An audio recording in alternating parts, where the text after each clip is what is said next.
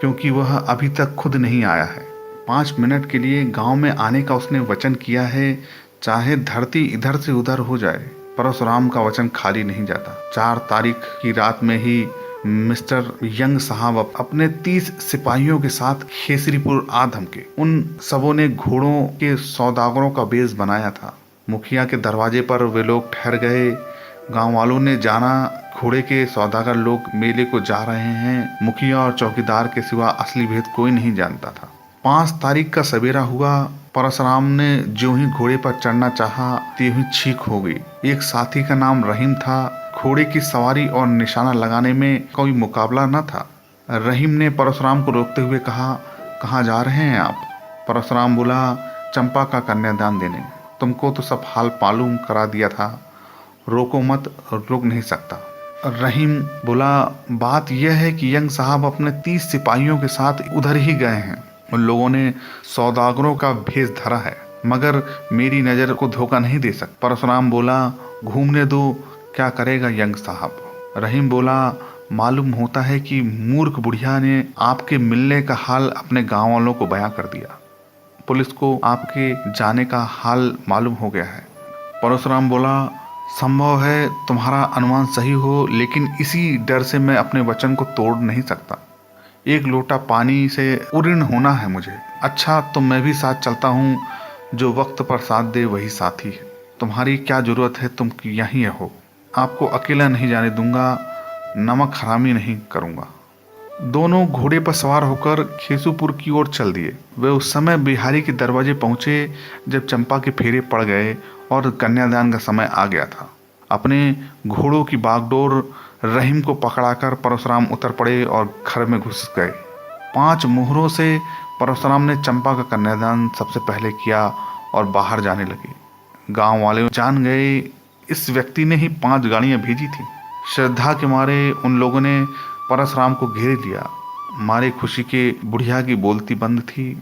एक आदमी बोला, वाह मालिक, बिना जलपान किए कहाँ जाते हैं? दूसरा आदमी लोटा लिए चरण धोने का उपाय करने लगा।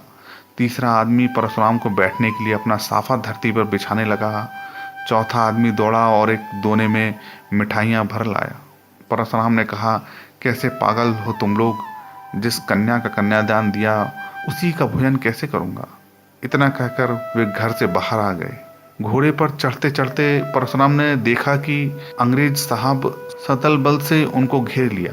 परशुराम ने उनको ललकार कर कहा, गांव के बाहर आकर मर्दानगी दिखाओ। इसके बाद रहीम के साथ परशुराम ने घोड़ा गांव के बाहर ले आए। साहब ने भी पीछा किया। सब लोग घोड़े पर सवार थे। तड़ातड़ गोलियां चल रही थी। वे दोनों भी फायर करते जा रहे थे। परशुराम और रहीम के अचूक निशानों ने 5 सिपाही मार डाले। परशुराम को भागने का अवसर देने के लिए रहीम अपना घोड़ा पीछे लौटाया और वह सिपाहियों के साथ जूझने लगा। सब लोगों ने उसे घेर लिया। दनादन गोलियां छूटने लगीं। 3 सिपाही रहीम ने मौत के घाट उतार दिए।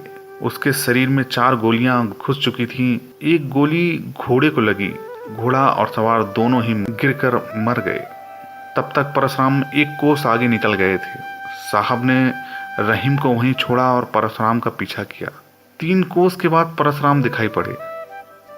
साहब की गोली से परशुराम का घोड़ा घायल होकर गिर पड़ा। परशुराम पैदल चलने लगे। आगे एक नाला था, 4 से 5 गज चौड़ा था और 30 हाथ गहरा था। बरसाती पानी ने उसे खंदक का रूप दे दिया था।